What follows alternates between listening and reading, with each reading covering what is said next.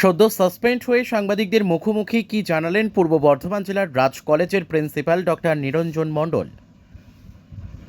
পূর্ব বর্ধমান থেকে সমীর কুমার পাত্রের report, crime press Bengal news.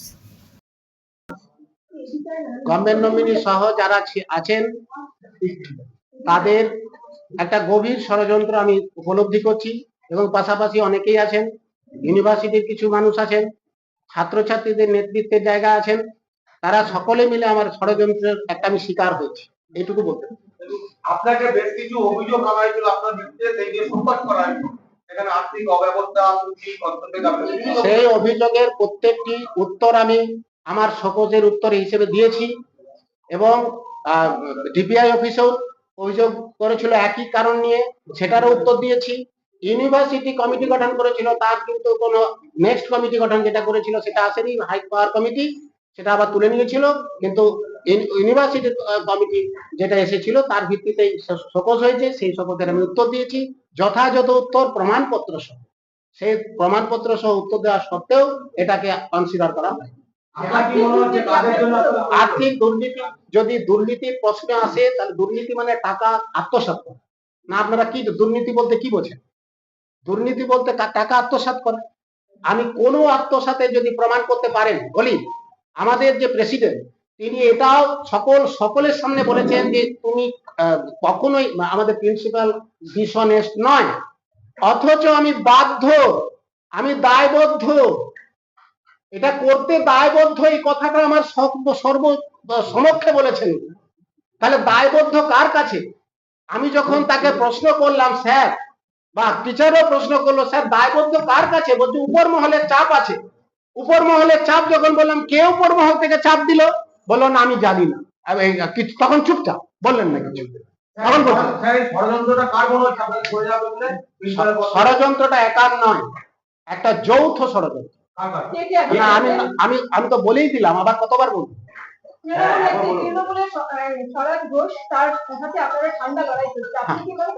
হ্যাঁ, সেও থাকতে পারে, স্বরাজ ঘোষ থাকতে পারে।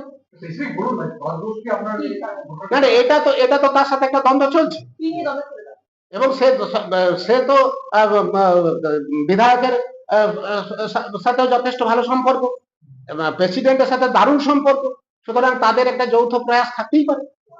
আমি তো আর পুঙ্খানুপুঙ্খ ভাবে প্রমাণ করতে পারবো না এই যৌথ ষড়যন্ত্রটা। ষড়যন্ত্র যে আছে এই অনুভূতিটা আমার হওয়ার মতো যোগ্যতা আছে। পয়সা নিয়ে কি ষড়যন্ত্র হতে পারে? না, আমি ওটা বলতে পারবো। পয়সা কি আমি দেখেছি সেটা তারা বলতে পারবে, কেন ষড়যন্ত্র তারা বলতে পারবে, কিন্তু ষড়যন্ত্র এটুকু আমি বলি। সেটা জীবিত তো পাওয়ার আছে, আমাকে প্রেসিডেন্ট যিনি সহ প্রেসিডেন্ট আমাকে সাসপেন্ড করতেই পারে। করা হলো আমাকে পছন্দ নয় না, ওই যে দুর্নীতির বিরুদ্ধে আমি কথা বলি, দুর্নীতির বিরুদ্ধে কথা বললেই আমার হচ্ছে সেটা দুর্নীতি করা। সেই জন্যই মানে ওরা কি সেই কারণে আপনাদের সরিয়ে দেয়? হ্যাঁ, তারা দুর্নীতি করতে পারবে কি সেটা তারাই অনুভবে বলতে পারবে। আমি দুর্নীতির বিরুদ্ধে, সেটা যদি দুর্নীতি হয়, এই দুর্নীতি আমি করেছি। ওই তো টাকা ড্রেনেজ হচ্ছিল, ভর্তিতে টাকা নেওয়া হচ্ছিল এবং বিভিন্ন ধরনের ভুয়ো বিল পেমেন্ট করা হচ্ছিল আগে, সেগুলো আমি আটকে দিয়েছি। না, বিধায়কের এখানে আমি ভূমিকা ডাইরেক্ট আমি দেখতে পাইনি। তাকে হয়তো ভুল বুঝিয়ে কিছু করতে পারে, কিন্তু বিধায়ককে আমি কখনোই সরাসরি যুক্ত এটা বলতে পারবো না। বিধায়কের সাথে আমার যথেষ্ট ভালো সম্পর্ক ছিল, এরাই বিধায়কের সাথে আমার সম্পর্কটাকে নষ্ট করে। তবে বিধায়ক মহাশয় অচিরেই বুঝতে পারবেন সত্য বা মিথ্যা কোনটা। উনি নিশ্চয়ই যথেষ্ট বড় ধরনের মাপের উনি একজন। এই শহরের নামকরা কলেজে যখন আমি প্রথম জয়েন করি তখন ১,৫০০ স্টুডেন্ট কম ভর্তি হয়েছে। এখন এত ক্রাইসিস সত্ত্বেও আমার রাজ কলেজে ২০০ সিট বেড়েছে ভর্তি এবছর।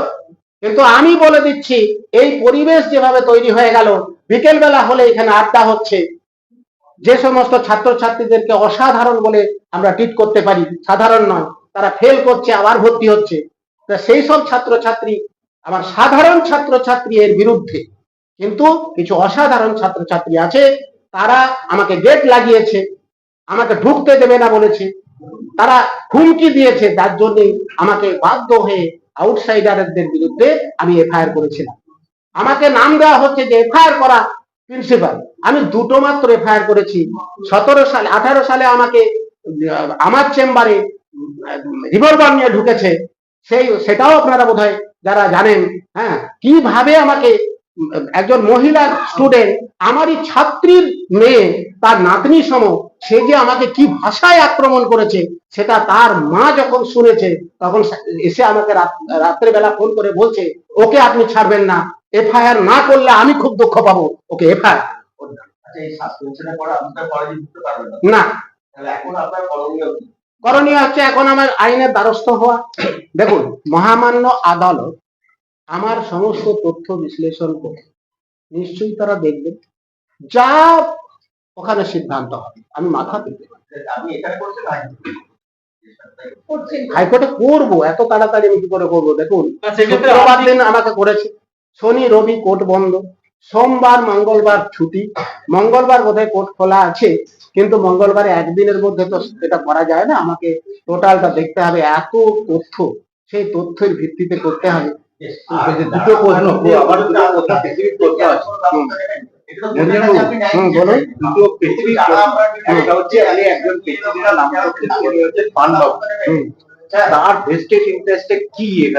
তিনি বলতে পারবেন, আমাকে কেন জিজ্ঞেস করছেন? ধরুন আমার ভেস্টেড ইন্টারেস্ট একটা আছে।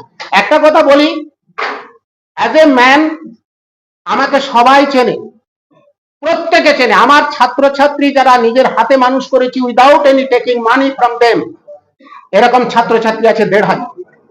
সেই ছাত্রছাত্রীরা আমাকে ফোন করছে যে স্যার আমরা আপনার পাশে আছি। আমার নেতাজি হস্টেলে ছিলাম, সমস্ত নেতাজিয়ানরা আমাকে মেসেজ করেছে আমরা পাশে আছি। একজন উকিল আছে, বলছে আমি ফ্রিতে লড়বো, আপনি থাকুন, কোনো চিন্তা নেই। সততার, আমি সত্যের সাথে আছি, সততার সাথে আছি, এটুকু আমি হলফ করে বলতে পারি। আমি মাথা উঁচু করে এসেছি। আর আমার বিরুদ্ধে তো কেস করেছিল, আমি যখন আসি আপনারা তো সকলেই জানেন, কেস করেছিল, আমাকে তো ঢুকতে দেয়নি।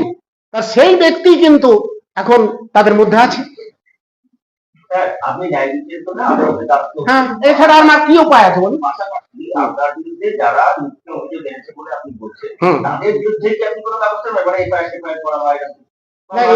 এরকম সিস্টেম আমার জানা নেই, বলি এরকম সিস্টেম জানা নেই। এটা উকিলের ব্যাপার, আমি তো উকিল নই, কারণ উকিলের পড়াশোনাটা আমি করিনি। আমার প্রশ্নটা দুটো ফেসিলিটি ছিল। এক নম্বর হচ্ছে 22 সালে আপনার বলে জিএসটি পেয়ে গেছে, কিন্তু আপনি উইদাউট জিএসটি বিল। না, 22 সালে পাইনি, 24 সালে জিএসটি। 24 সালে আপনি একটা ভুল করছেন। 24 সালে পাই, 22 সালে পাই, কলেজে জিএসটির সাথে সাপ্লায়ারের জিএসটির বিলের কোনো সম্পর্ক নেই। আপনি ভালো করে জানবেন, জিএসটি অফিসে যাবেন, তারপর আমাকে পছন্দ করবেন। 23 সালে সে একই জিনিস ছিল, থাক না। আর তাই বলে কি আমি চাইতে পারি না আমার একটা যদি ধরি ভুলই হয়েছে, তাহলে সেটাও ঠিক, তার ভিত্তিতেই হয়েছে।